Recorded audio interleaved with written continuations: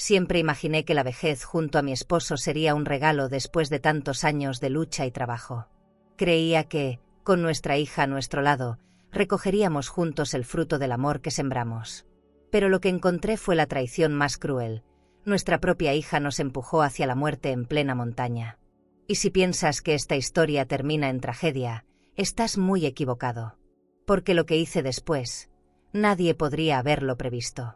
Quédate conmigo hasta el final, porque este giro te va a dejar sin aliento. Pero antes, cuéntame aquí en los comentarios, ¿desde dónde estás viendo esta historia ahora? Y aprovecha para suscribirte al canal, porque tengo muchas historias de vida que compartir contigo. Mi nombre es Elena Morales Castillo, tengo 59 años, soy profesora jubilada de Granada y esposa de un carpintero honrado llamado Antonio. Siempre viví creyendo que la familia era mi mayor legado, hasta el día en que mi hija me demostró lo contrario. Desde que me jubilé soñaba con despertar cada mañana en nuestra casa de Almuñécar, escuchando el mar golpeando contra las rocas. Antonio había puesto su alma en esas paredes, en cada clavo y en cada ventana grande que dejaba pasar la brisa salada. Yo me encargaba de darle calor con muebles sencillos pero elegantes, un comedor de madera maciza y cortinas claras que dejaban entrar la luz. Para nosotros era más que un lugar. Era la prueba viviente de todos los sacrificios hechos. Cada rincón guardaba el eco de nuestros años de lucha. Clara, en cambio, no lo veía así.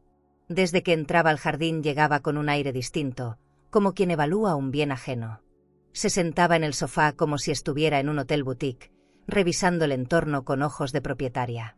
Siempre traía un bolso de cuero y un perfume fuerte que se quedaba flotando incluso después de que se iba. A veces me sonreía, pero esa sonrisa no alcanzaba los ojos. Yo la observaba y me preguntaba en qué momento mi hija cambió la dulzura de niña por esa ambición silenciosa. Un domingo, mientras tomábamos café en la sala, soltó la primera bomba. «Mamá, esa casa vale demasiado como para que ustedes sigan aquí desperdiciándola. Podrían venderla, abrir una cuenta conjunta y disfrutar en grande». Antonio casi dejó caer la taza. Yo me quedé callada, como si me hubieran empujado contra una pared invisible. ¿Cómo podía hablar así, como si el hogar fuera solo un número en el banco? La tensión llenó el aire y el silencio fue más pesado que cualquier reclamo. Antonio, con la calma que lo caracteriza, le respondió: «Esta casa no está a la venta, Clara. No entiendes lo que significa para nosotros». Ella arqueó una ceja y apretó los labios, como si estuviera lidiando con dos tercos que no comprendían de negocios. Yo sentí un nudo en el estómago, un presentimiento que no quería reconocer. Clara dejó el comentario en el aire, pero su mirada me dejó claro que esa idea no había terminado. Días después volvió, esta vez con Sergio. Llegaron arreglados, como si fueran a una reunión de negocios. Sergio traía un traje elegante, hablaba de inversiones y mencionaba a un conocido en un club privado que podía orientarlos con la venta. Clara lo miraba con admiración, y yo sentí que no era mi hija la que me hablaba, sino alguien que ya nos había puesto precio. En ese momento comprendí que el problema no era una sugerencia pasajera, sino un plan que se iba gestando en silencio. No quise discutir, pero esa noche me quedé despierta. Caminé por la casa, toqué las paredes frías, miré las fotos familiares colgadas en el pasillo. Recordé cuando Clara era pequeña y corría por el jardín persiguiendo mariposas, cuando se dormía en mis brazos con olor a jabón barato en el cabello. ¿Cómo podía esa misma niña pensar en vender el lugar que le dio raíces? Cerré las ventanas y sentí un miedo extraño, como si la casa misma me advirtiera que algo oscuro se acercaba. Los días siguientes se llenaron de comentarios disfrazados de consejos. Clara hablaba de aprovechar el tiempo, de vivir con dignidad en un lugar más cómodo. Cada palabra escondía un reproche, que éramos viejos, que estábamos desperdiciando lo que podría ser suyo. Yo sonreía, pero por dentro me dolía cada insinuación. No era solo una casa, era nuestra historia, nuestro orgullo. Y escucharla reducirlo todo a una transferencia bancaria era como recibir una bofetada sin manos. Antonio trataba de calmarme. Decía que las palabras se las lleva el viento y que al final Clara entendería. Pero yo conocía esa mirada en sus ojos. La ambición no se va con un simple regaño.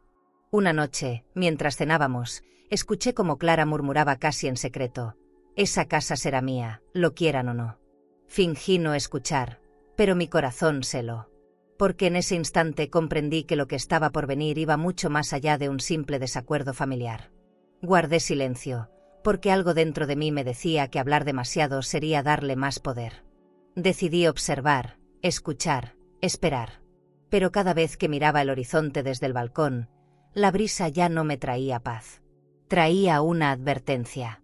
Y yo, aunque aún no lo sabía, estaba a punto de descubrir hasta dónde podía llegar la traición disfrazada de sonrisa. Ese día la casa, nuestra casa, dejó de sentirse como un refugio. Se convirtió en un campo de batalla silencioso, en un escenario donde la dignidad y el dinero empezaban a chocar. Yo lo presentía en cada rincón, algo grande estaba por romperse. La primera vez que Sergio habló de una excursión a la Sierra Nevada yo me quedé desconcertada. No era un hombre de caminatas ni de aire libre, al contrario, siempre prefería restaurantes elegantes o algún spa de lujo donde presumir sus relojes de diseñador. Escucharlo hablar de senderos y montañas me sonó falso, como si estuviera recitando un guión. Clara, a su lado, asentía con entusiasmo, pintando la idea como una oportunidad para unirnos como familia. Yo no respondí de inmediato, pero dentro de mí algo no encajaba. Durante la cena en casa, Sergio desplegó un folleto de una agencia de viajes.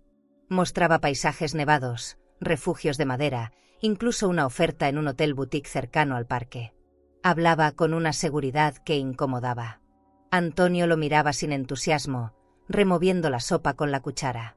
Yo observaba la forma en que Clara sonreía, como si estuviera actuando una parte. Mis dedos se crisparon sobre la mesa. ¿Por qué tanta insistencia en un plan que jamás había mencionado antes? Intenté disimular mi desconfianza preguntando detalles prácticos.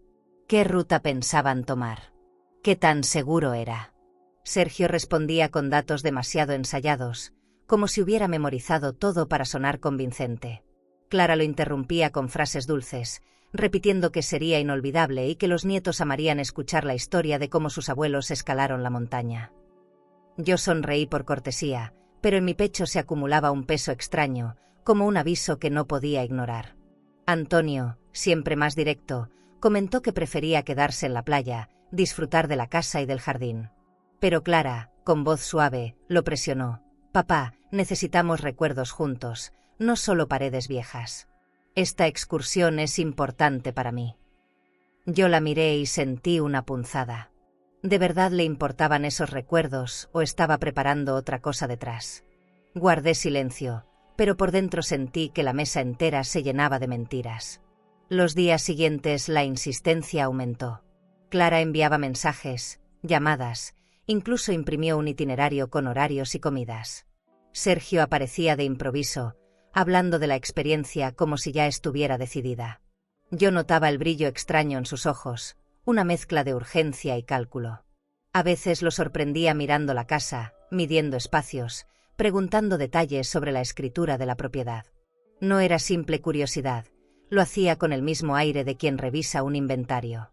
Una tarde encontré en la mesa de la sala unos papeles olvidados. Eran copias de correos con un despacho de abogados en Granada. Clara había preguntado sobre herencias, sobre cómo acelerar trámites de sucesión. Me quedé helada, con el corazón martillando en mis oídos. Antonio entró y me vio con los documentos en la mano. No hizo preguntas, pero su mirada me lo dijo todo. Estábamos entrando en un terreno peligroso. Esa noche hablamos a solas. Antonio estaba serio, sin levantar la voz, pero con una firmeza que pocas veces mostraba. Clara no planea un paseo, Elena. Ella ya está pensando en lo que pasará cuando no estemos. Yo lo escuché y me costó tragar saliva. Nunca había imaginado que un hijo pudiera planear tan fríamente el futuro sin sus padres. Me dolió en lo más hondo, como si me hubieran atravesado con un cuchillo invisible. Intenté justificarla. Dije que quizás eran simples dudas legales, que todos pensamos en el futuro. Pero Antonio no cedió. No, Elena. Esto no es previsión, es ambición. Y Sergio está detrás. Su voz fue un martillazo en la habitación silenciosa. Me cubrí la cara con las manos y lloré en silencio, porque en el fondo yo también lo sabía. Clara había dejado de vernos como padres y había comenzado a vernos como un obstáculo. Los días se volvieron pesados. Clara llegaba sonriente, hablaba de ropa de montaña, de botas nuevas, de termos y mochilas. Yo la escuchaba como si escuchara a una extraña. En cada gesto había cálculo, en cada palabra había una presión disfrazada de cariño. Antonio me apretaba la mano bajo la mesa para darme fuerza, pero el miedo ya se había instalado en mi pecho. Cada día sentía más claro que algo oscuro se estaba gestando. La certeza final llegó en un susurro. Mientras se despedían en la puerta, Sergio comentó con una mueca: «La montaña será el mejor lugar para empezar de nuevo, sin cadenas». Sentí que la sangre me abandonaba el cuerpo. Clara le lanzó una mirada rápida, como si intentara callarlo, pero ya era tarde. Esa frase se quedó tatuada en mi mente como una amenaza disfrazada de invitación. Y supe, en ese instante, que la excursión no era un simple viaje. Era el principio de algo mucho más peligroso. La mañana del viaje amaneció fría, con un cielo gris que parecía presagio. Yo preparé una bolsa pequeña con suéteres, galletas y una bufanda tejida por mis propias manos. Antonio guardó una linterna y un termo con café caliente. Cuando Clara y Sergio llegaron, lo hicieron vestidos como si fueran a una pasarela, chamarras nuevas, botas brillantes, mochilas recién compradas.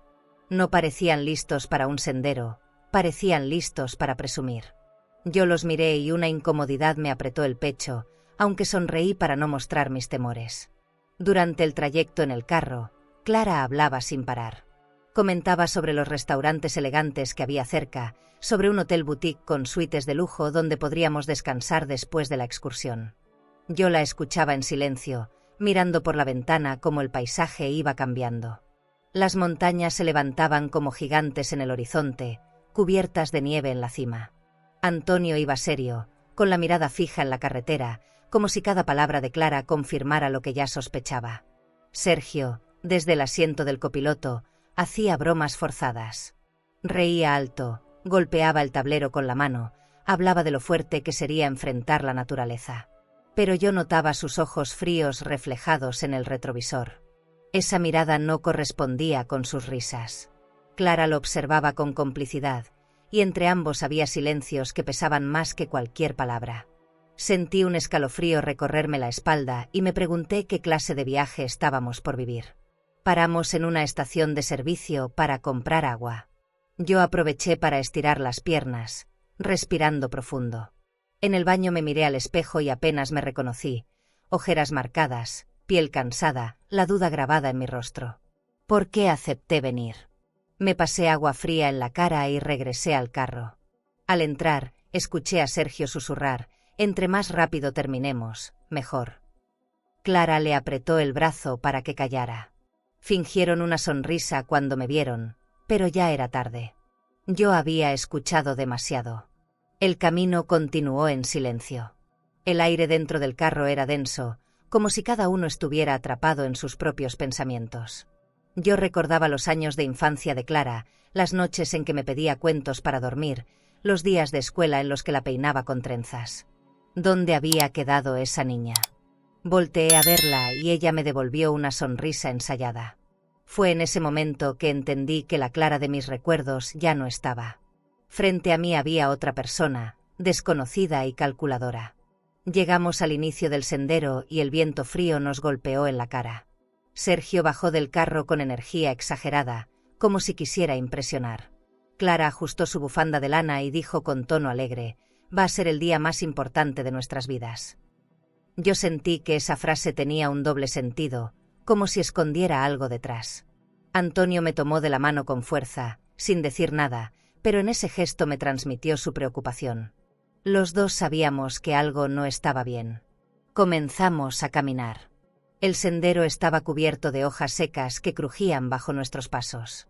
Los pinos altos se mecían con el viento y el aire era tan frío que lastimaba los pulmones. Sergio caminaba adelante con pasos largos, como si guiara hacia un destino que ya conocía demasiado bien. Clara se acercaba a Antonio, fingiendo cariño, preguntando si se sentía cansado. Yo veía su mano apoyarse en su hombro y ese gesto, que debería ser tierno, me pareció forzado, casi ensayado. A mitad del camino hicimos una pausa. Sergio sacó de su mochila un termo plateado y bebió con lentitud, observándonos con una calma que me inquietó. Clara miraba el desfiladero cercano, ese abismo cubierto de nubes bajas que parecía tragarse la tierra. Su expresión no era de admiración por la naturaleza, era otra cosa: concentración, cálculo, como si estuviera midiendo distancias. Me estremecí y aparté la vista, fingiendo que me acomodaba la bufanda. Seguimos avanzando, pero mi respiración se volvía pesada, no solo por la altura sino por la tensión.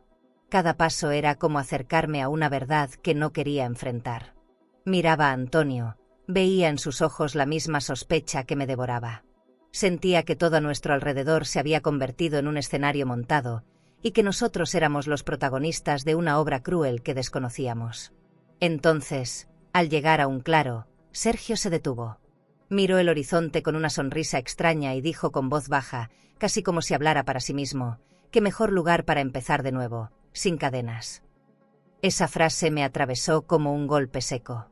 Clara no lo corrigió, no lo desmintió. Solo lo miró con una complicidad que me heló la sangre. Y ahí supe que la montaña guardaba un secreto mucho más oscuro que un simple paseo en familia. El aire se volvió más denso mientras avanzábamos por el sendero angosto. Los pinos parecían cerrarse sobre nosotros, como si quisieran esconder lo que estaba por suceder. Cada paso crujía bajo las botas nuevas de Clara, que avanzaba con una seguridad inquietante. Yo trataba de concentrarme en el sonido del viento, pero dentro de mí todo gritaba que algo no estaba bien. Antonio, a mi lado, caminaba lento, respirando fuerte, con la mirada fija en el suelo. Nadie hablaba. Era un silencio pesado, incómodo, como si todos esperáramos un desenlace inevitable. Clara rompió ese silencio con una voz dulce que me sonó a veneno disfrazado. «Mamá, papá, ¿no les parece hermoso este lugar? Podría ser nuestro último gran recuerdo juntos». Sentí que mis piernas flaquearon. Esa frase me atravesó como un dardo. Antonio me miró de reojo, y en sus ojos leí el mismo terror que yo sentía. Sergio se adelantó unos pasos más, se paró cerca del borde del desfiladero y extendió los brazos como si estuviera presentando un escenario preparado para algo más grande.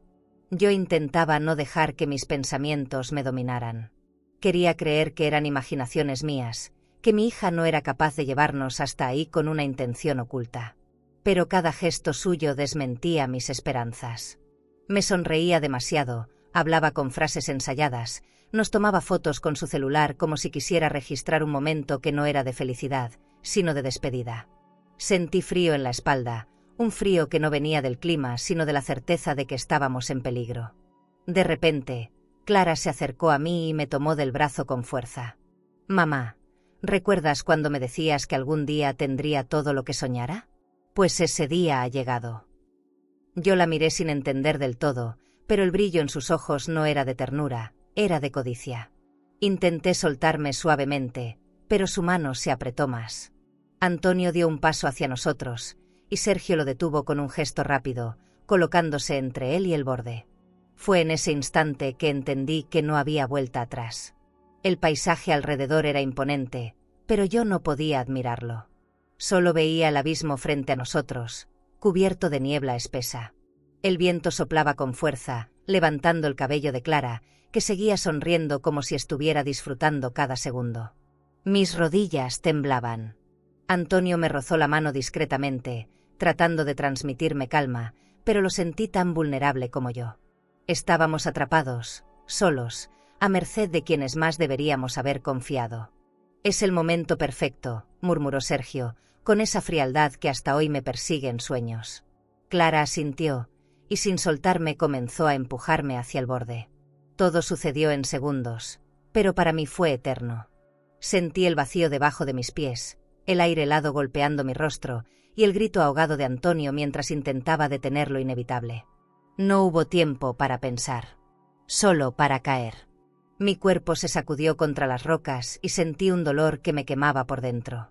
Antonio cayó unos metros más allá, su gemido apagado por el estruendo de las piedras. El impacto me dejó sin aire, con un zumbido en los oídos que no me permitía distinguir entre realidad y pesadilla. Quise moverme, pero el dolor me paralizaba. A lo lejos escuché risas. Sí, risas. Eran ellos, celebrando. Me obligué a abrir los ojos. Entre la neblina vi la silueta de Clara asomándose desde arriba. «Lo logramos», dijo, su voz flotando en el aire como un cuchillo que se clava en la piel. Sergio respondió: «Ahora empieza nuestra vida de verdad». Esas palabras me rompieron en 1000 pedazos. La hija que crié con amor me había condenado sin una lágrima, sin un titubeo. Quise gritar, pero una mano fuerte me detuvo. Antonio, con el rostro ensangrentado, se inclinó hacia mí y susurró con la poca fuerza que le quedaba: «No digas nada, finge que ya no respiras». Su mirada era firme, llena de una decisión que jamás había visto en él. En medio de nuestro dolor, entendí que esa era la única manera de sobrevivir. Cerré los ojos y dejé que mi cuerpo quedara inmóvil, como si en verdad hubiera muerto. Y ahí, en el fondo del desfiladero, fingiendo no existir, escuché cómo nuestros propios hijos celebraban el inicio de su libertad construida sobre nuestra desgracia. En ese instante, supe que el amor que les dimos se había transformado en la peor de las traiciones. ¿Y tú? ¿Qué harías si la persona que más amas se convierte en tu peor amenaza? El golpe contra las piedras me dejó sin aliento, como si el aire se hubiera escapado para siempre de mis pulmones. Sentí el ardor recorrerme desde la espalda hasta las piernas, un dolor agudo que me nublaba la vista. Intenté abrir los ojos, pero la sangre caliente me bajaba por la frente, cegándome a ratos. El eco de la caída aún retumbaba en mis oídos, mezclado con el rugido del viento que silbaba entre las rocas. Antonio estaba a unos metros, doblado sobre sí mismo, con las manos temblando. Quise arrastrarme hacia él, pero mi cuerpo apenas me obedecía. El silencio del desfiladero era extraño, apenas interrumpido por el goteo de agua que caía entre las grietas. Traté de levantarme un poco, buscando a Antonio con desesperación. Su rostro estaba manchado de sangre y tierra, pero aún respiraba. Lo vi mover los labios, murmurando algo que no alcanzaba a escuchar. Arrastrándome como pude, me acerqué. Mis manos se llenaron de piedras afiladas que cortaban la piel, pero nada me importaba más que llegar hasta él. Cuando por fin estuve a su lado, él me miró con esos ojos que tantas veces me habían dado paz. Esta vez estaban cargados de dolor y de urgencia.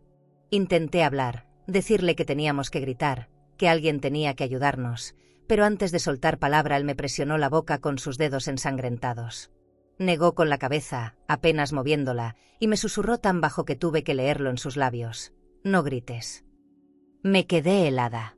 Mi instinto era pedir auxilio, pero la firmeza en su mirada me obligó a quedarme callada.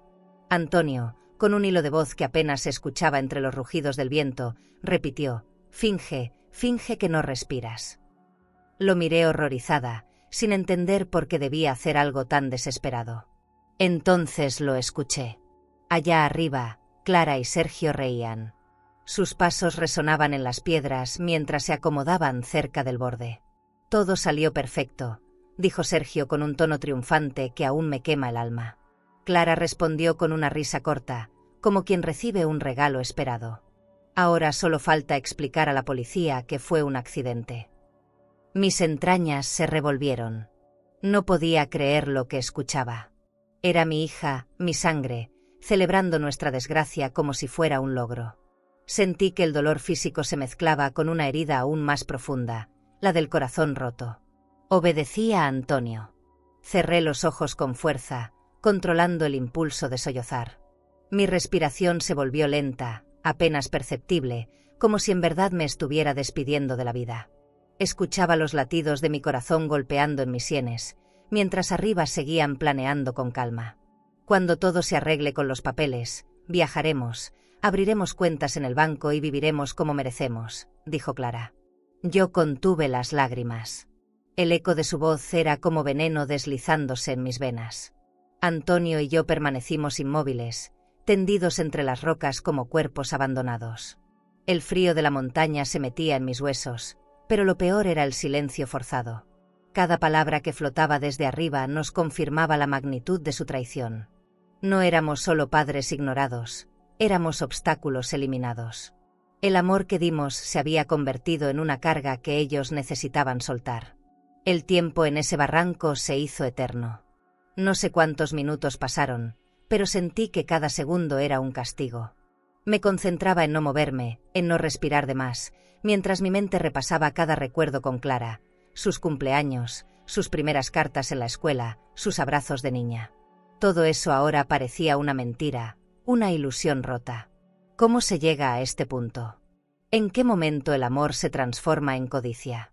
De pronto escuchamos el sonido de piedras cayendo, como si alguien se alejara del borde. Clara habló una última vez.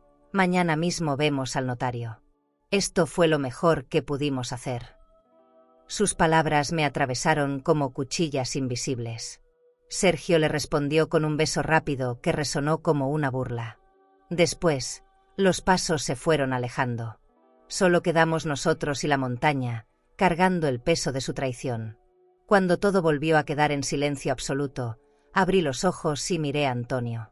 Su rostro estaba pálido, la respiración entrecortada, pero en su mirada había algo más que dolor, había una chispa de determinación. Con voz apenas audible me dijo: «Aguanta, Elena. No todo está perdido». Esa frase se clavó en mí como un salvavidas en medio del abismo. Y ahí, entendí que nuestra lucha apenas estaba comenzando. Desde el fondo del barranco escuchaba las voces claras, nítidas, como si el viento quisiera asegurarse de que cada palabra nos golpeara directo al corazón. Clara reía con una ligereza que jamás había escuchado en ella. No era la risa de una hija orgullosa, era la carcajada de alguien que se sabía dueña de un secreto sucio. «Nadie sospechará nada», decía, «todos creerán que fue un accidente». Sus palabras me taladraban la cabeza. Yo permanecía inmóvil, con los ojos entrecerrados, obedeciendo la instrucción de Antonio: parecer muerta. Sergio respondía con frases calculadas. Hablaba de seguros de vida, de transferencias, de lo sencillo que sería mover dinero de una cuenta a otra sin que nadie lo notara. El tono de su voz era frío, como el hielo que se derrite sobre una piedra. Clara lo escuchaba y lo animaba, como si estuvieran planeando un viaje de placer. Con la herencia podremos empezar de nuevo, lejos de todo, quizá en un hotel boutique en Madrid o en París. Mi estómago se revolvió. ¿Era ese el sueño de mi hija? ¿Enterrarnos para después hospedarse en suites elegantes? Cada palabra suya me recordaba que no había espacio para la ingenuidad. No eran comentarios al aire, era un plan completo, armado con lujo de detalle. Clara hablaba de propiedades, de vender la casa de Almuñécar, de retirar fondos y cancelar cuentas conjuntas para quedarse con todo. Sergio asentía con calma, como un cómplice experto. Yo cerraba más fuerte los ojos, temblando por dentro, rogando que el silencio nos protegiera. Antonio respiraba con dificultad a mi lado, pero mantenía la calma. Su mano buscaba la mía, apretándola con una fuerza que parecía imposible en medio de su dolor. Esa presión me recordaba que no podíamos rendirnos, que cada segundo fingiendo era una oportunidad de escuchar más, de guardar en la memoria todo lo que decían. Yo sentía el corazón a punto de estallar, pero sabía que debía permanecer quieta, porque la verdad que se escapaba de sus bocas era más poderosa que cualquier grito. «Ahora somos los dueños de todo», dijo Sergio de pronto, con un tono de victoria que me arrancó un gemido interno. Clara lo besó y agregó: «Por fin libres, sin cadenas». Esa frase me heló los huesos. Era la misma que había repetido camino a la montaña. Ahora entendía que no había sido una metáfora. Era un plan en el que nosotros no teníamos lugar. Intenté controlar mi respiración, pero el miedo me hacía temblar. El suelo bajo mi cuerpo estaba húmedo, la ropa empapada en sangre y tierra, el frío metiéndose hasta mis huesos. Yo quería llorar, gritar, levantarme y exigirle a Clara una explicación. Pero el rostro de Antonio, tan cerca del mío, me sostuvo en silencio. Él me recordaba que la única arma que teníamos en ese momento era la paciencia. Arriba, ellos seguían imaginando su nueva vida. Clara hablaba de ropa de diseñador, de cenas en restaurantes elegantes, de paseos en clubes privados. «Ya no tendremos que preocuparnos por nada, Sergio. Todo será nuestro», repetía con un tono de triunfo. Yo sentía que cada palabra era un puñal enterrándose más hondo. ¿De verdad esa mujer era mi hija? ¿Dónde se había escondido la niña que me decía mamá con dulzura? El tiempo pasó lento. Cada risa suya era un recordatorio de lo que habían hecho. Cada promesa que se daban era una traición clavada en nuestro pecho. Yo, tirada entre piedras, me repetía a mí misma que debía resistir, que el dolor no podía vencerme. Tenía que grabar en mi memoria todo lo que decían, cada detalle, cada palabra. Algún día esas frases se volverían pruebas, armas de verdad. Finalmente, escuchamos el sonido de pasos alejándose. Sergio comentó que debían irse antes de que anocheciera. Clara lo tomó del brazo y dijo, casi cantando, «Hoy empieza nuestra nueva vida». Y se fueron, sin mirar atrás, convencidos de que ya éramos solo dos cuerpos rotos en el fondo de la montaña. Cuando el silencio volvió a envolvernos, abrí apenas los ojos y vi a Antonio. Su rostro estaba pálido, agotado, pero había fuego en sus ojos. Con voz rota, me dijo, «Elena, sobrevivimos, y ellos no saben que ahora tenemos su confesión». Ese momento fue un juramento silencioso. Algún día, esa celebración se convertiría en su condena. El amanecer en la montaña fue una tortura. La noche había sido interminable, con el frío calándome los huesos y el dolor recorriendo cada parte de mi cuerpo.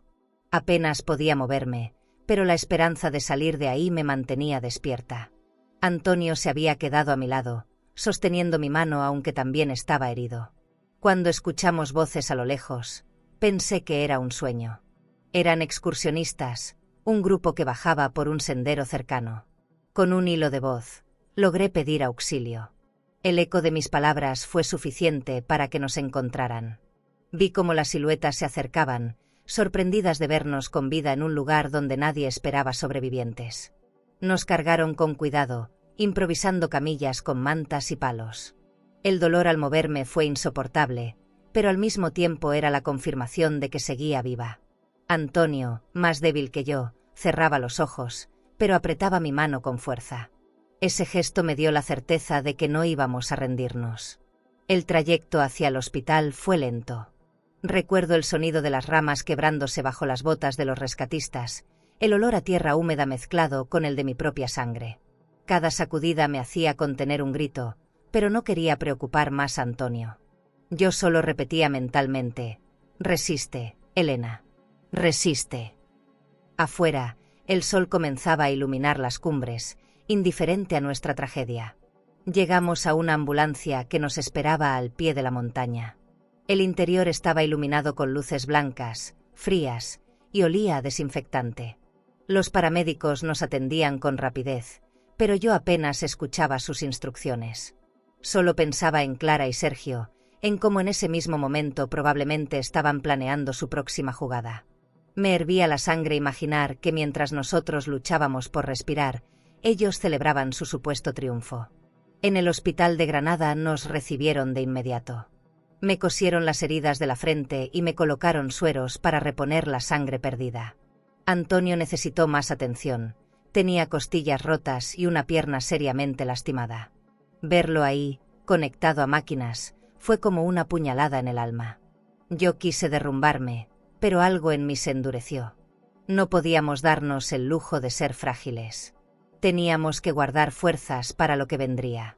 Los médicos preguntaban insistentemente qué nos había pasado. Yo apreté los labios y respondí con evasivas. Un accidente, una caída en el sendero. Sentí la mirada de Antonio sobre mí, aprobando mi decisión. No era momento de hablar. Teníamos que esperar. Si denunciábamos sin pruebas, todo podía volverse en nuestra contra. Clara era hábil, sabía manipular, y Sergio tenía maneras de convencer a cualquiera. Teníamos que ser más inteligentes. Esa noche, en la cama del hospital, no pude dormir. Escuchaba los monitores marcando los latidos de Antonio, y cada pitido me recordaba que seguíamos aquí, vivos, contra todo pronóstico.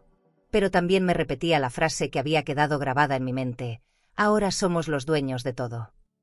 Esa arrogancia no podía quedar impune. Me dolía el cuerpo, pero lo que más dolía era el alma.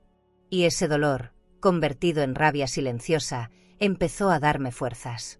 Los días siguientes fueron de recuperación lenta. Las enfermeras nos trataban con cariño, llevándonos té caliente y mantas limpias. Pero yo no podía disfrutar de ese cuidado.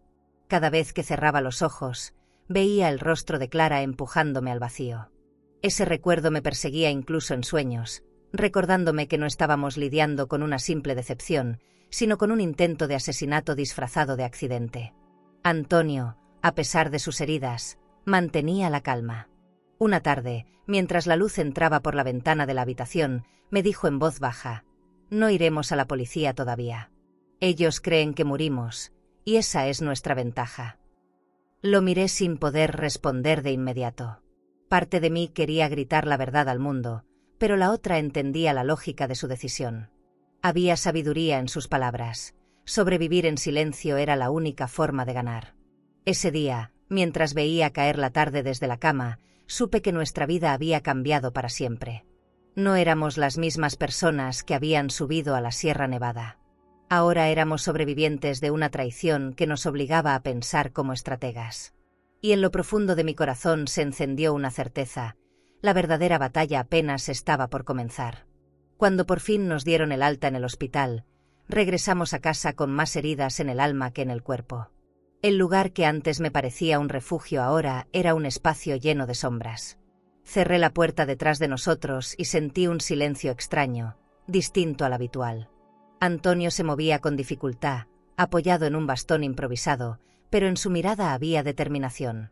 Me dijo: «Necesitamos pruebas, Elena. Sin ellas, la justicia no nos va a escuchar».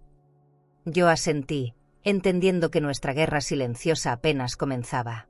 Esa misma tarde Antonio instaló un pequeño grabador escondido en la sala. Lo colocó detrás de un mueble, donde nadie lo encontraría. Yo lo observaba en silencio, admirando su calma en medio de la tormenta. Mientras tanto, empecé a revisar papeles que teníamos guardados en un cajón del comedor: escrituras, estados de cuenta, recibos de transferencias bancarias. Quería encontrar cualquier detalle que demostrara el interés obsesivo de Clara por nuestra herencia. Mis manos temblaban, no por miedo, sino por la rabia contenida. Fue entonces cuando descubrí algo inquietante. Entre los documentos había copias de correos y movimientos sospechosos que no recordaba haber autorizado. Eran solicitudes de retiro de fondos y transferencias a una cuenta desconocida. El nombre de Clara aparecía en varias hojas, acompañada de la firma falsificada de Antonio. Sentí que la sangre me hervía. No solo había intentado deshacerse de nosotros, también estaba usando papeles falsos para robar en vida. Antonio se sentó conmigo y revisamos cada documento con paciencia. El rostro se le endurecía con cada hoja que leía. «Aquí está la prueba de su ambición», murmuró. Yo apreté los dientes y le respondí: «Esto no se quedará así». Me dolía ver cómo nuestra hija había llegado tan lejos. No era un error pasajero, era un plan calculado. La niña que habíamos criado se había convertido en alguien capaz de falsificar firmas y vaciar cuentas sin remordimiento alguno. Pasaron los días y Clara apareció en casa, fingiendo preocupación. Llevaba un perfume caro y un abrigo elegante, como si la visita a sus padres fuera un compromiso más en su agenda de lujo. Sonrió, preguntó cómo estábamos y dejó frutas en la mesa, como si un gesto tan simple pudiera borrar la montaña de sospechas. Antonio y yo nos miramos en silencio, actuando con calma para no delatarnos. Sabíamos que cada palabra suya podía ser grabada, cada gesto una oportunidad. Mientras bebíamos café, Clara dejó escapar un comentario que me heló. «Cuando ustedes falten, yo me voy a encargar de todo. No se preocupen». Lo dijo con un tono dulce, casi maternal, pero cargado de una seguridad cruel. Yo sonreí fingiendo gratitud, mientras por dentro me mordía la lengua para no gritar. Antonio mantuvo el control, pero más tarde me confesó que esa frase era la confirmación de lo que ya sabíamos. Clara no tenía intención de esperar, quería acelerar el final a cualquier costo. En otra visita descubrimos algo aún más grave.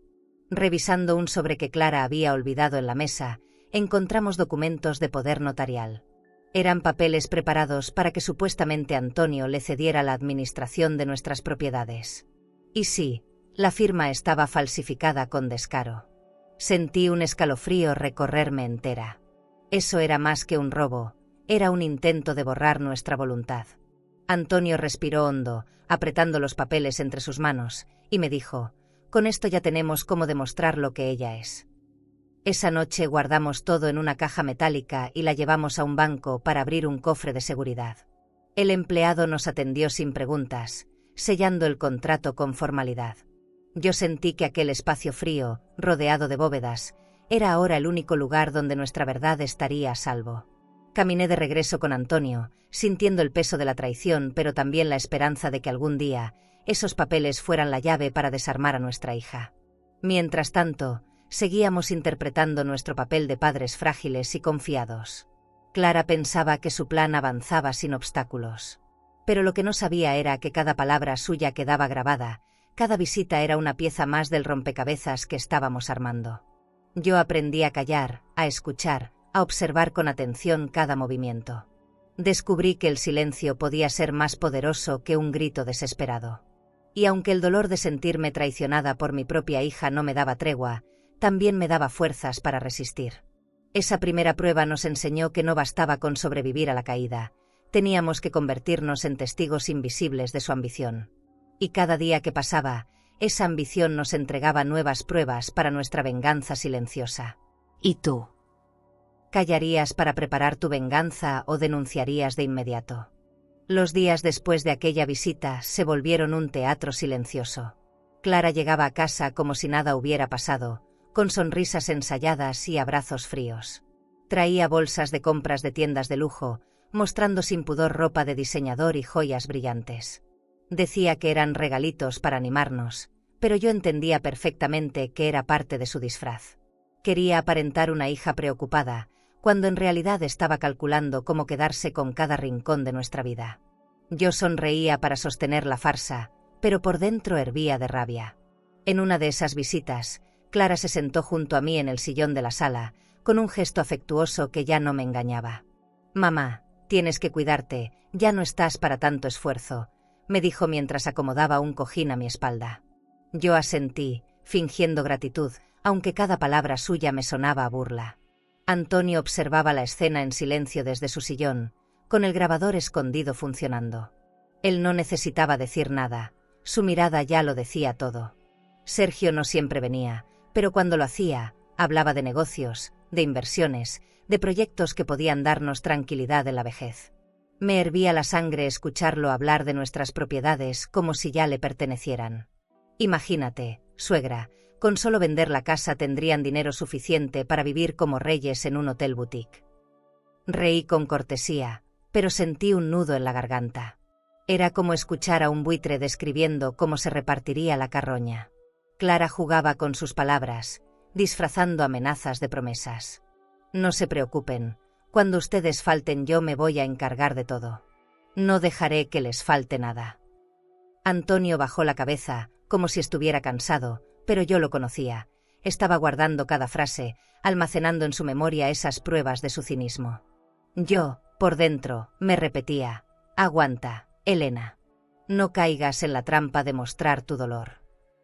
Lo más cruel era ver cómo fingía ternura. Se ofrecía a preparar té, a regar las plantas del jardín, a revisar nuestras medicinas. Era un espectáculo calculado, como si estuviera entrenando para presentarse como la hija ejemplar ante los demás. Pero yo conocía los huecos en su máscara, esa mirada rápida hacia el escritorio, el interés disfrazado cuando preguntaba por papeles, la forma en que mencionaba cuentas bancarias como quien habla de un secreto familiar. Una tarde, mientras lavaba los platos en la cocina, escuché a Clara hablar por teléfono en el pasillo.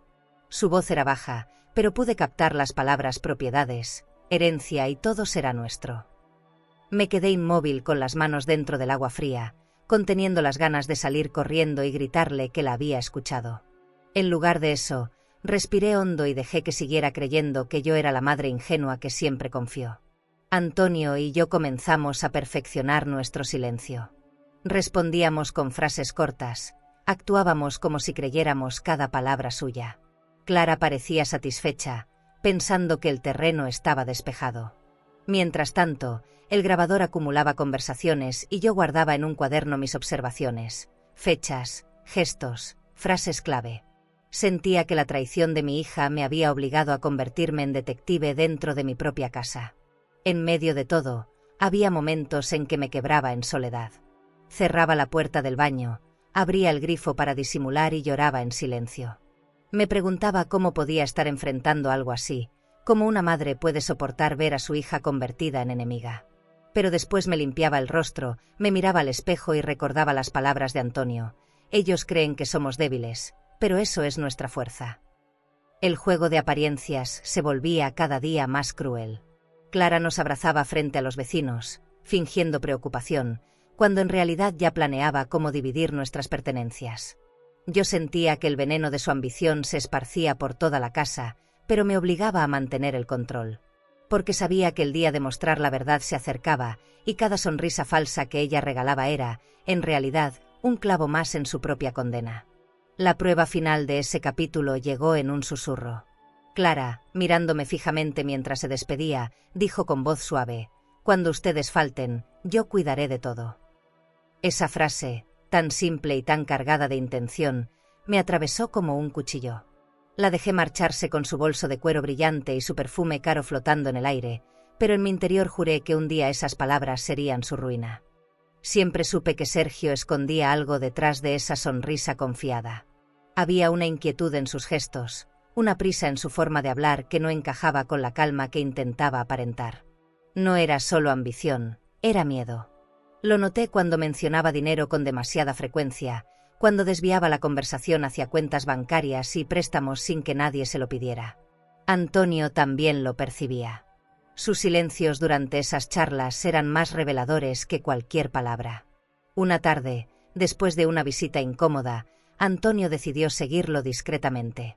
Yo me quedé en casa con el corazón en la garganta, rezando para que no lo descubriera. Pasaron horas antes de que regresara, con la ropa impregnada de humo de cigarro y una expresión dura en el rostro. Me contó que lo había visto en un bar de mala muerte, reunido con hombres que no tenían nada que ver con negocios limpios. Había escuchado fragmentos de la conversación: deudas, apuestas, pagos pendientes. Sergio no era un yerno ambicioso cualquiera, era un jugador empedernido que se estaba ahogando en deudas. Sus palabras dulces sobre inversiones y propiedades eran solo un disfraz para cubrir un agujero financiero que lo perseguía. Cuando Antonio me lo dijo, sentí un escalofrío. Clara no solo se había dejado llevar por la codicia, estaba hundida en un pantano creado por el hombre en quien había confiado su vida. El descubrimiento nos dolió más de lo que debería. No era solo la traición de Clara, era el engaño de un extraño que había manipulado su ambición. Antonio me mostró una fotografía que logró tomar con su celular, Sergio entregando dinero arrugado a un hombre fornido en la entrada del bar. Esa imagen era la confirmación de lo que sospechábamos. Guardamos la foto en el mismo cofre del banco donde escondíamos los demás documentos, como si cada prueba fuera un ladrillo para construir nuestro futuro juicio. Durante esos días, Clara hablaba con un entusiasmo extraño sobre viajes y lujos. Decía que quería ir a un restaurante elegante en Madrid, que soñaba con hospedarse en una suite de lujo y comprar joyas nuevas. Yo la escuchaba, sonriendo por fuera pero ardiendo por dentro. ¿De dónde sacaría ese dinero? La respuesta estaba frente a mí, de la herencia que aún respiraba, de los padres que ella ya había enterrado en su mente. Una noche, Sergio apareció solo. Llegó con una chaqueta cara, el cabello peinado con exceso de gel y un aire de suficiencia. Antonio y yo lo recibimos en la sala, fingiendo cortesía. Traía un sobre en la mano, y lo dejó caer sobre la mesa. «Son gastos que he tenido que cubrir por ustedes», dijo con descaro. Yo abrí el sobre y vi recibos falsos, inventados, con firmas que no reconocía. Antonio mantuvo la calma, pero yo tuve que apretar las manos contra mis piernas para no romper el silencio con un grito. Cuando se fue, Antonio se quedó mirando la puerta cerrada y dijo en voz baja: «Él está desesperado. Y los desesperados son peligrosos». Tenía razón. Cada mentira de Sergio era una evidencia más, pero también un aviso de que podíamos estar en riesgo. No era solo ambición lo que los movía, era la necesidad urgente de cubrir deudas con dinero que aún no era suyo. Yo me quedé pensando en Clara. ¿Sabía ella de las apuestas? ¿De las visitas nocturnas a bares oscuros? ¿O había decidido ignorarlo porque la codicia le impedía ver más allá? Tal vez prefería no saberlo. Tal vez, como yo alguna vez, había elegido creer en el amor aunque los indicios gritaran lo contrario. Pero ahora la verdad era clara, estaban dispuestos a todo, incluso a quitarnos la vida, para salir del pozo en el que ellos mismos se habían metido. El dolor de esa revelación se mezclaba con una nueva determinación. No estábamos acumulando pruebas por venganza solamente, sino porque entendíamos el nivel de amenaza que representaban. Antonio, siempre práctico, guardó la fotografía de Sergio con el usurero en un sobre aparte, marcándolo con la palabra clave. Yo lo observé y pensé que, aunque estábamos heridos, aún teníamos el poder de protegernos con la verdad. Esa noche, mientras apagaba las luces del comedor y cerraba las cortinas, escuché en mi mente la voz de Sergio en aquel bar: necesito ese dinero ya. Esa urgencia, esa desesperación, me confirmó lo que tanto temía. Nuestra hija y su esposo no solo habían planeado nuestra muerte, sino que podían volver a intentarlo si veían su plan tambalearse. Y ese pensamiento me quitó el sueño por completo. Después de descubrir las deudas de Sergio y las firmas falsificadas de Clara, entendimos que ya no podíamos limitarnos a esperar. Teníamos que organizar cada pieza de evidencia como si estuviéramos armando un rompecabezas. Antonio, a pesar de sus costillas rotas, se sentaba conmigo en la mesa del comedor, rodeado de papeles, fotografías y grabaciones. Yo anotaba fechas, nombres, frases exactas que había escuchado de sus labios. No era solo un registro, era la historia de nuestra traición escrita con precisión. Cada vez que Clara venía a visitarnos, yo mantenía la calma y actuaba como si todo estuviera normal. Le servía café, escuchaba sus comentarios cargados de ambición y fingía que no entendía sus insinuaciones. Mientras tanto, el grabador escondido en el mueble registraba cada palabra. Antonio revisaba las cintas por las noches, con paciencia, anotando en un cuaderno las frases más incriminatorias. Escuchar su voz hablando de herencia y dinero me revolvía el estómago, pero también me daba fuerza. Fue en esos días cuando comprendí que el silencio podía ser un arma.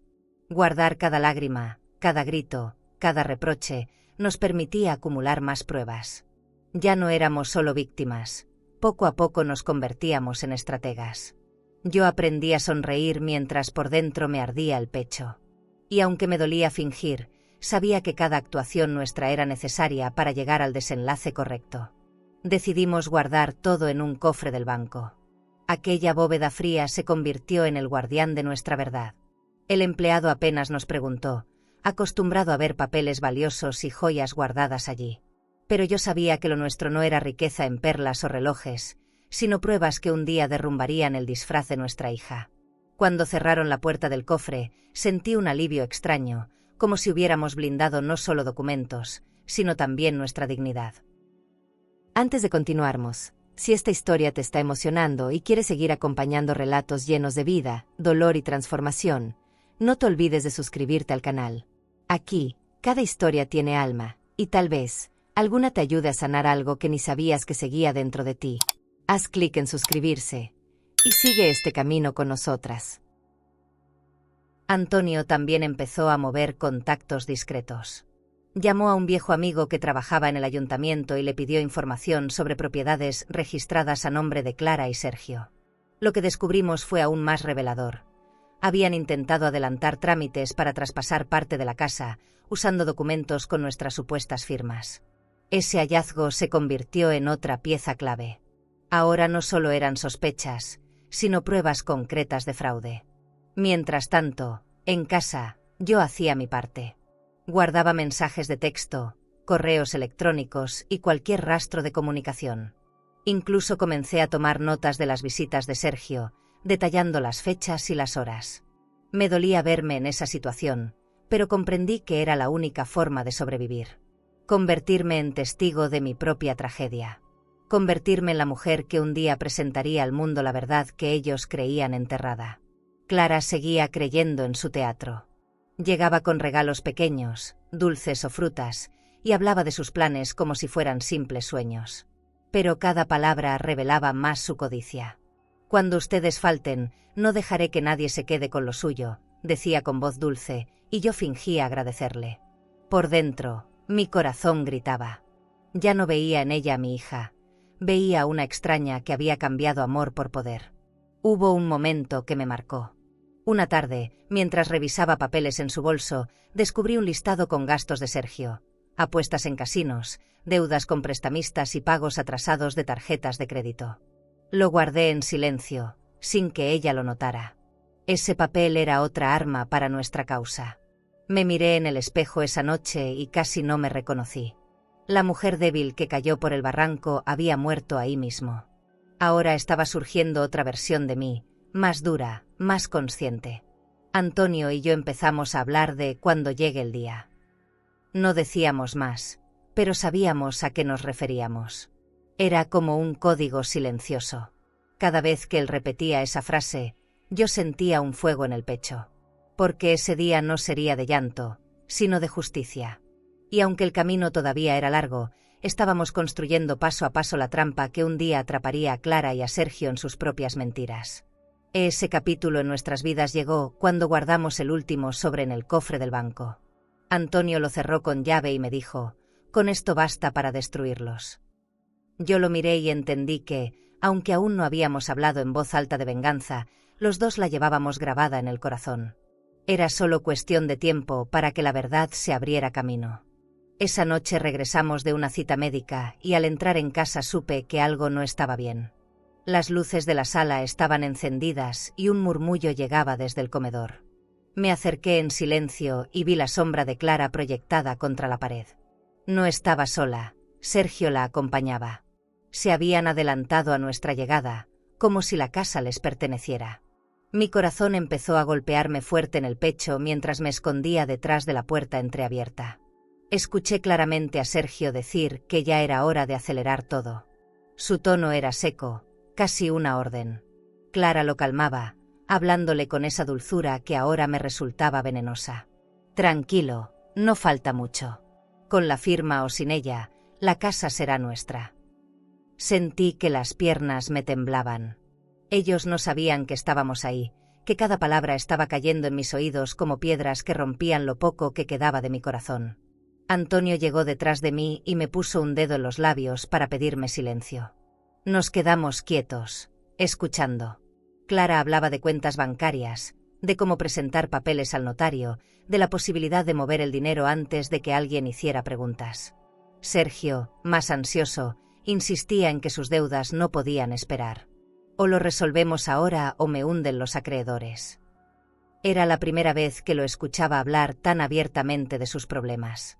Clara se acercó a él y le dijo con voz firme: «Ya falta poco, confía. Si mis padres no mueren, los haré desaparecer de otra forma». Sentí que el mundo se me derrumbaba. Esa frase me atravesó como un cuchillo, y tuve que morderme la mano para no gritar. Antonio cerró los ojos un instante, como si buscara fuerzas en lo más hondo de sí mismo. No era una metáfora, no era un malentendido, era una sentencia. Me quedé escuchando mientras describían cómo justificarían un supuesto viaje en familia que nunca regresaríamos a terminar. Sergio proponía un accidente en carretera, Clara prefería insistir en un nuevo paseo al aire libre.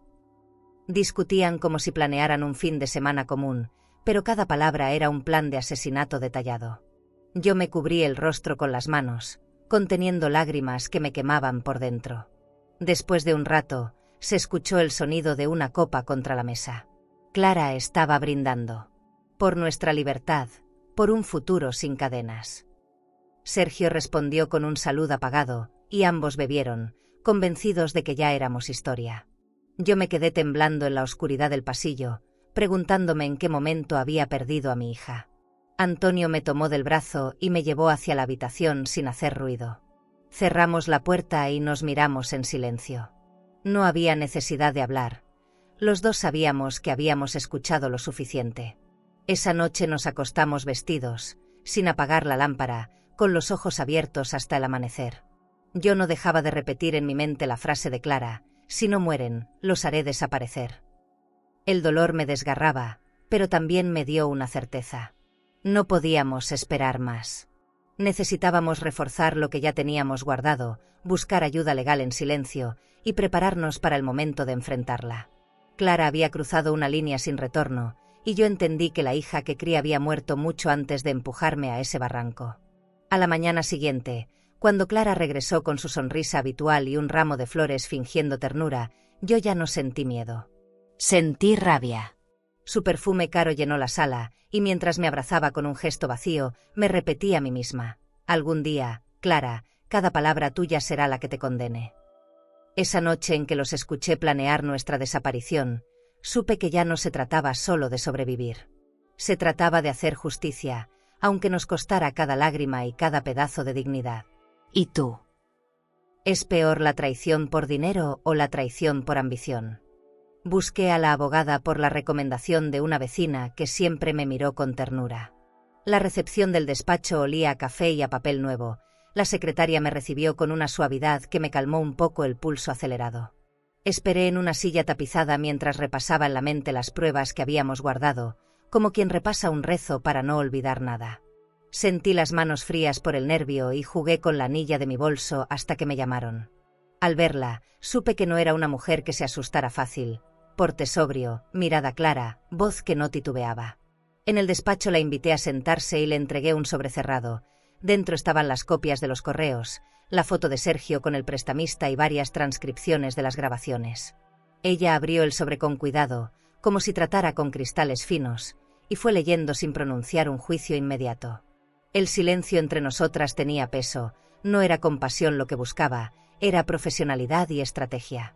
Le hablé con la voz rota algunas veces, le conté la caída y lo que escuchamos en la montaña, sin dramatizar, solo lo esencial. Sus ojos se humedecieron un segundo, pero volvió a la mesa y empezó a trazar pasos concretos. Me explicó con paciencia el camino legal, cómo presentar las grabaciones, los requisitos para que fueran aceptadas en un proceso, la forma de catalogar las firmas como falsificadas y pedir peritaje caligráfico. Habló de notarios, de plazos, de retiradas de fondos y cómo congelar cuentas a través de medidas cautelares. Usó palabras duras: fraude, usurpación de bienes, tentativa de homicidio en grado de conspiración. Cada término me llegó como un martillo que, al mismo tiempo, abría la posibilidad de reparación. Sentí que, por primera vez desde la caída, la palabra justicia tenía forma. Ella nos pidió paciencia, pero también acción. Le di acceso al cofre del banco, la acompañé hasta la ventanilla y vi cómo el empleado verificaba el contrato mientras mi estómago daba vueltas. La abogada tomó copias certificadas, numeró cada documento y lo selló con minuciosidad. «No queremos improvisar», me dijo en voz baja. «Ellos creen que todo está resuelto. Debemos sorprenderlos con orden». Esa frase me dio esperanza práctica, no consuelo sentimental. Era un plan trazado con la fría lógica que el dolor necesita para transformarse en fuerza. Volvimos a casa con la sensación de que el primer movimiento importante ya estaba hecho. Antonio me miró con una mezcla de alivio y preocupación. Las heridas externas seguían presentes, pero algo en su postura había cambiado, se le veía menos derrotado. Empezamos a hablar en voz baja de citas con el banco, de cómo presentar las pruebas ante un juez y de la posibilidad de una denuncia penal que apuntara directamente a la falsificación y la intención. La casa, que antes resonaba con risas falsas, ahora olía a papeles legales y a café vuelto aliado. La abogada también sugirió investigar transferencias recientes y revisar movimientos de tarjeta. Me enseñó a solicitar certificados bancarios sin alertar a Clara para evitar que moviera fondos de forma precipitada. Esa noche, mientras cerraba el cajón donde guardábamos los comprobantes, sentí un vértigo. Al fin estábamos atacando lo que nos dañó, pero también estábamos dando pistas que ella, si sospechara, podría interpretar. Por eso todo debía ser sigiloso, por eso la profesionalidad era indispensable. No era venganza, era reparar la verdad con reglas. En los días siguientes, la abogada hizo llamadas discretas, consiguió testigos y pidió al banco la documentación necesaria. Me invitó a no ir a ciertas reuniones, a delegar en ella por seguridad. Yo acepté porque entendí que el papel de nuestra edad ya no era confrontar en la calle, sino sostener la memoria, recordar fechas, voces, gestos. Cada tarde anotaba en un cuaderno nuevo lo que recordaba de las visitas de Clara, repasaba las grabaciones y buscaba inconsistencias en sus versiones. Me volví archivista de mi propia vida, y aquello, por doloroso que fuera, me dio un propósito. Hubo una tarde en que la abogada me citó en su despacho con un café y con una sonrisa contenida, me dijo que tenía una estrategia para presentar en el juzgado una petición de medidas cautelares. Si logramos el embargo preventivo, no podrán tocar la casa ni mover fondos, explicó. Sentí un alivio mecánico que me dejó sin aliento. Esa posibilidad de congelar sus intenciones, aunque fuera temporal, era como poner un cerrojo a una puerta que nos habían querido abrir por la fuerza. Caminé de regreso a casa con el corazón pesado, pero con algo semejante a esperanza. Esa noche, al acostarme, volví a las imágenes de la montaña y a la frase que tanto me martilló: si no mueren, los haré desaparecer. Ahora, sin embargo, la escuchaba distinta. Ya no era profecía, era prueba que alguien iba a enfrentar. Me quedé despierta pensando en el tribunal, en el día en que esas voces que nos traicionaron tendrían que explicar ante un juez lo que hicieron. No me hacía ilusiones. El proceso sería duro, largo y desgastante, pero al menos estábamos en movimiento. Antes de dormir, me tomé un momento para mirarme al espejo. Vi mi rostro marcado por la caída, las ojeras y las cicatrices pequeñas. Vi también una expresión nueva, de quien encontró una ruta para no depender solo del perdón. Sentí compasión por la mujer que fui y determinación por la que era ahora. Cerré los ojos pensando en Antonio, en su mano callosa que siempre me sostuvo, y supe que no estábamos solos. La ley, aunque lenta, empezaba a ser una aliada. Clara llegó sin avisar, empujando la puerta como si fuera dueña del lugar. Traía un abrigo largo, unas gafas oscuras y ese perfume caro que siempre llenaba la sala. Se sentó en el sillón frente a mí y dejó caer un sobre la mesa. Aquí están los papeles. Solo falta su firma, dijo con un tono que no era de petición, sino de orden. Antonio la miró desde su silla, con los brazos cruzados, sin mover un músculo. Yo sentí un escalofrío recorrerme la espalda. Abrí el sobre con manos temblorosas. Eran documentos notariales para cederle la administración de la casa y de nuestras cuentas bancarias. Reconocí el estilo de Sergio en cada palabra redactada, frases técnicas, cláusulas disfrazadas de protección. Clara sonrió con esa calma que duele más que un grito. Es lo mejor para ustedes. Yo me encargo de todo, ya no tendrán preocupaciones. La escuché y lo único que sentí fue rabia mezclada con tristeza. Intenté ganar tiempo, preguntando por qué tanta prisa. Ella me miró directo a los ojos y respondió, porque si no firman ahora, después será demasiado tarde. La amenaza estaba disfrazada de cariño, pero supe leerla en cada gesto.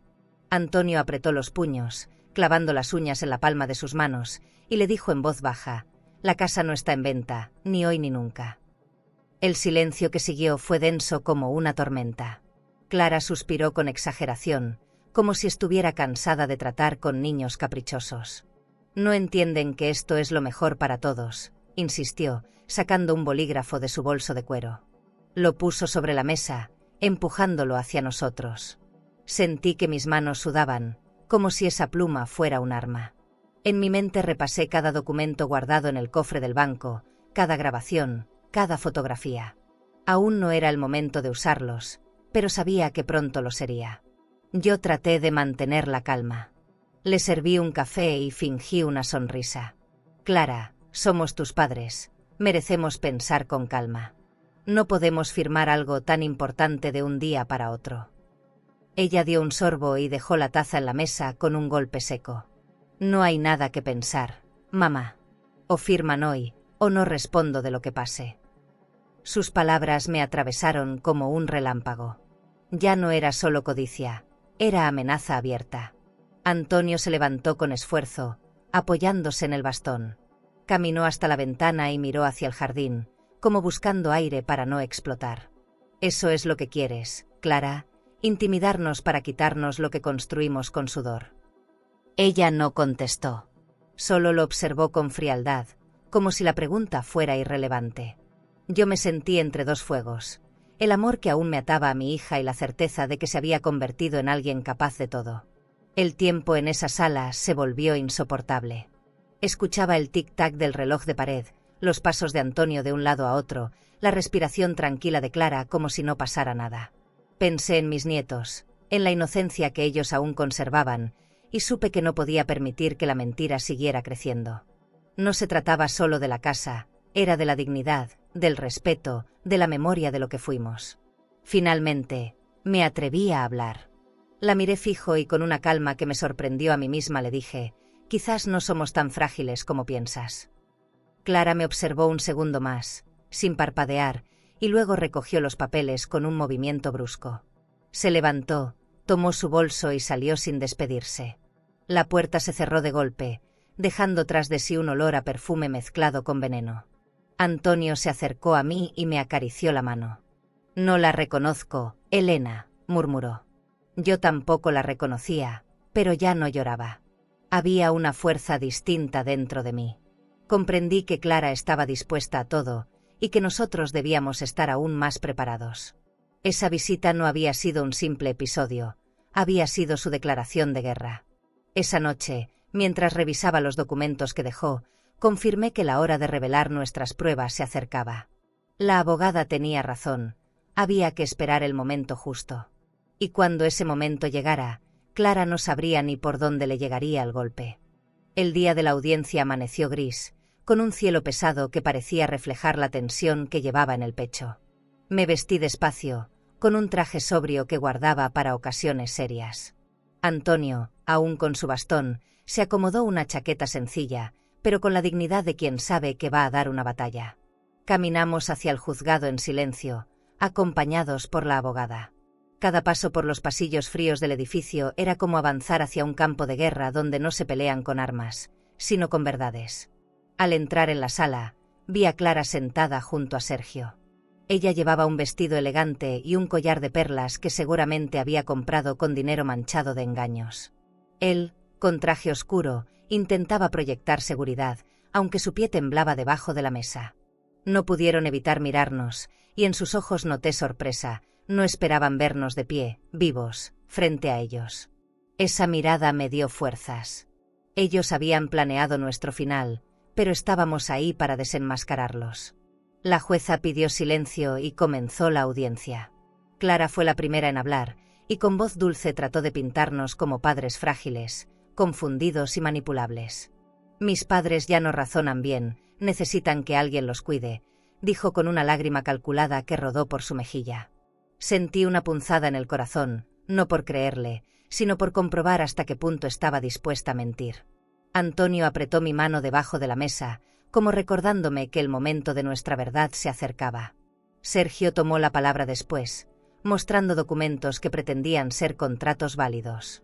Habló de cuentas, de propiedades y de supuestas decisiones tomadas por nosotros en pleno uso de conciencia. La jueza lo escuchaba con atención, pero yo veía en su rostro la incomodidad de alguien que percibe un guión mal ensayado. Nuestra abogada se limitaba a tomar notas, sin interrumpir, como quien espera con paciencia el instante exacto para dar el golpe definitivo. Cuando nos tocó hablar, me puse de pie con el corazón latiendo fuerte. Mi voz tembló al inicio, pero pronto encontré firmeza. Conté cómo nos habían presionado, cómo nos empujaron a firmar documentos, cómo las visitas se habían convertido en un asedio disfrazado de cariño. No mencioné aún la caída en la montaña, esa verdad la guardaba como el último as bajo la manga. Solo quería dejar claro que Clara y Sergio no buscaban protegernos, sino despojarnos de todo lo que habíamos construido. La abogada presentó entonces copias de los documentos falsificados, señalando las diferencias en las firmas.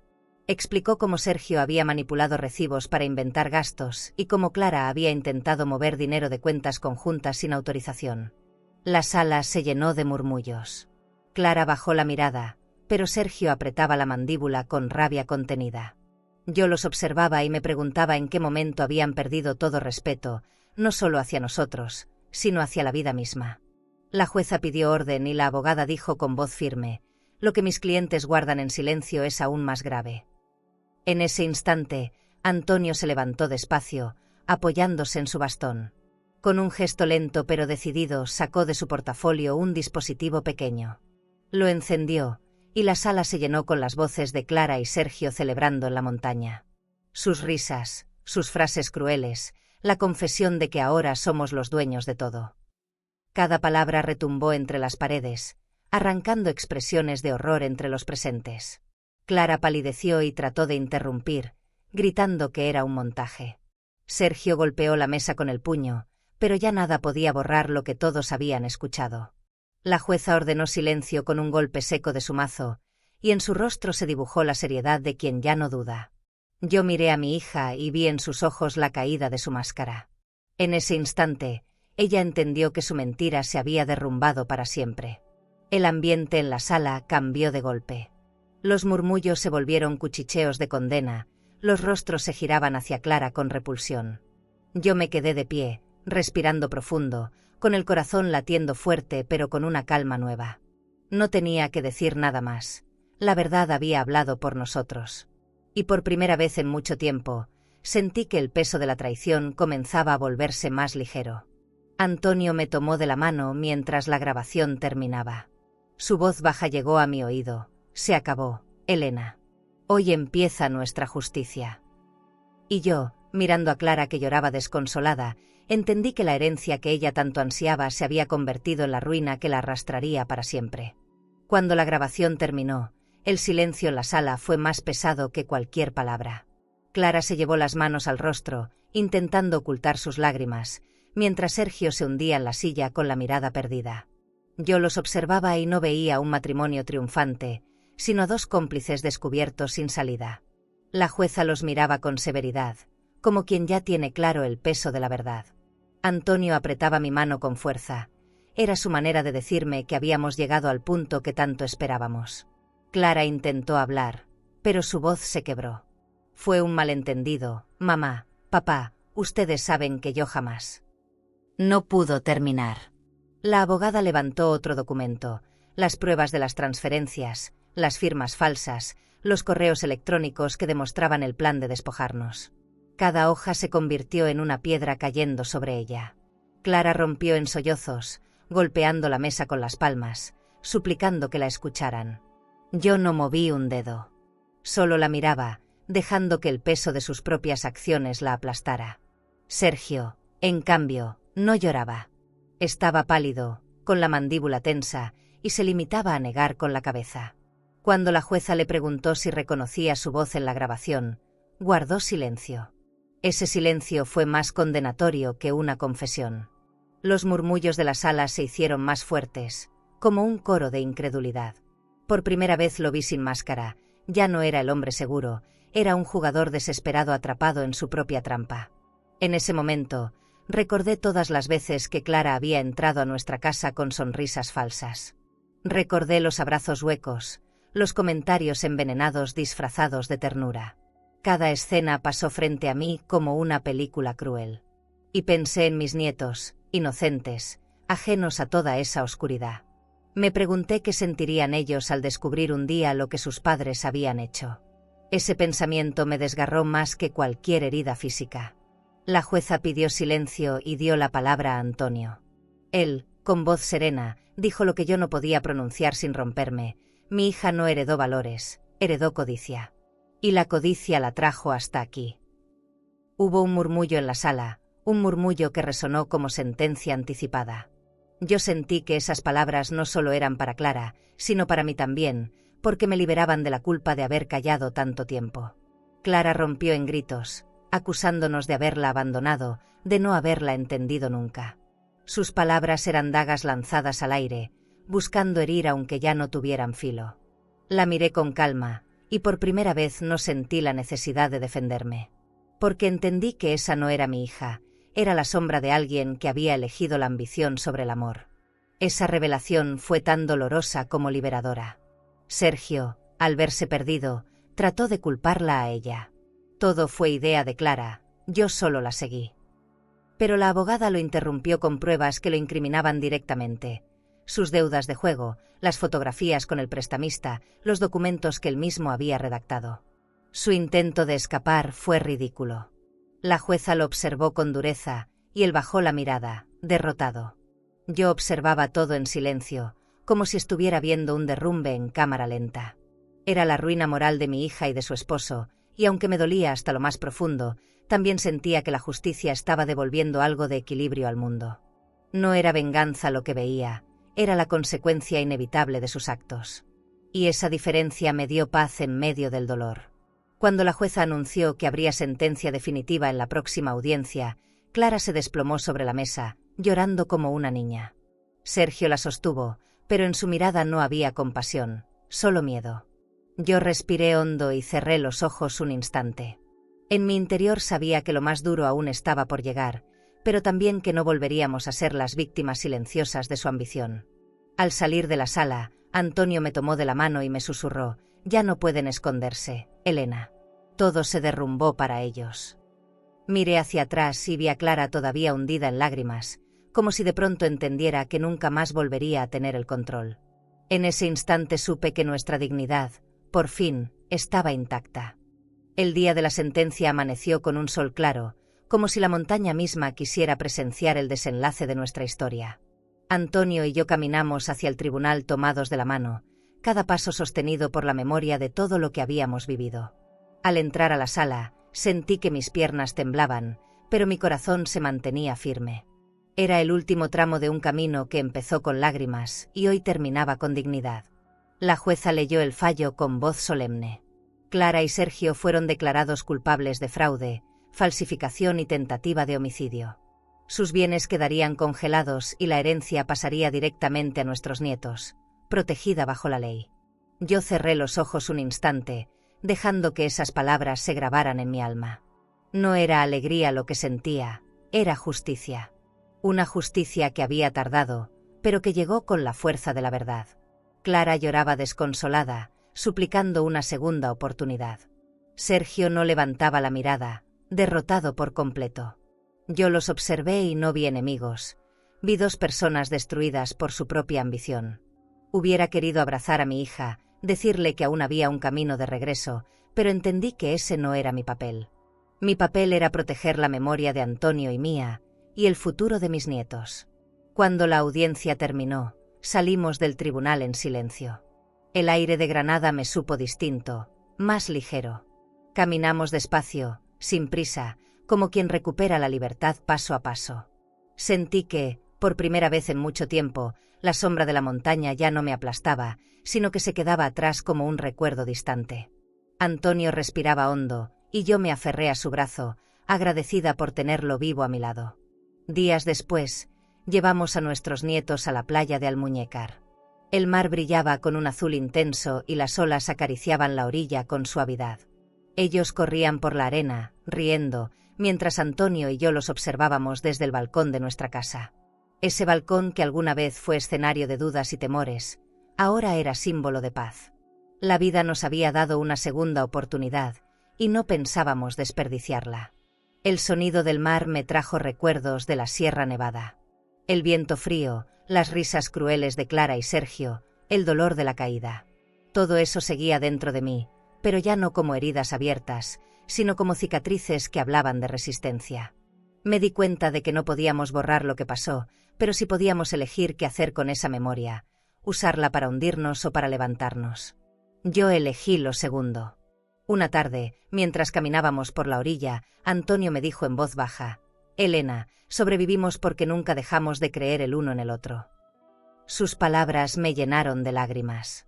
Habíamos perdido mucho, pero lo esencial seguía intacto: nuestra unión, nuestra dignidad, nuestro amor. Y con eso bastaba para seguir adelante, incluso cuando el mundo parecía caerse en pedazos. Miré a mis nietos jugar y sentí una certeza profunda. La herencia que Clara tanto deseaba no estaba en cuentas bancarias ni en propiedades. La verdadera herencia era esa: la risa de los niños, la memoria de los abuelos que se negaron a ser vencidos, la fuerza silenciosa de resistir. Esa riqueza nadie podía arrebatárnosla, porque estaba grabada en la sangre y en el alma de nuestra familia. Al caer la tarde, me senté en el balcón y observé cómo el sol se hundía en el horizonte, tiñendo el cielo de rojo y dorado. Recordé la frase que Clara usó para justificar su ambición: un futuro sin cadenas. Sonreí con ironía. Nosotros éramos los que, al final, habíamos quedado libres. Ellos, en cambio, estaban atrapados para siempre en las cadenas de su codicia. Respiré hondo y cerré los ojos. La brisa del mar acarició mi rostro y entendí que la vida, con toda su dureza, también sabía ser justa. No había ganado la venganza, había ganado la verdad. Y en ese momento, frente al mar, me prometí que cada día que me quedara lo viviría con la serenidad de quien sobrevivió al peor de los abismos y encontró, al final, la fuerza para seguir de pie. ¿Tendrías la fuerza de seguir de pie, aun cuando la herida vino de la persona que más amabas en este mundo? ¿Y si hoy sientes que alguien cercano, un hijo, un hermano, un ser querido, te traicionó o te hizo sentir que no valías nada? Por favor, no permitas que ese golpe borre tu historia. Tú no eres la traición que sufriste. Tú eres raíz. Eres refugio. Has sido sostén de generaciones enteras, y tu amor no puede medirse en la ingratitud de unos pocos. Tú ya diste tanto, cuidaste, alimentaste, regalaste tus mejores años con entrega silenciosa. Tal vez no te lo devolvieron como merecías, pero aquí te vemos. Escuchamos tu dolor.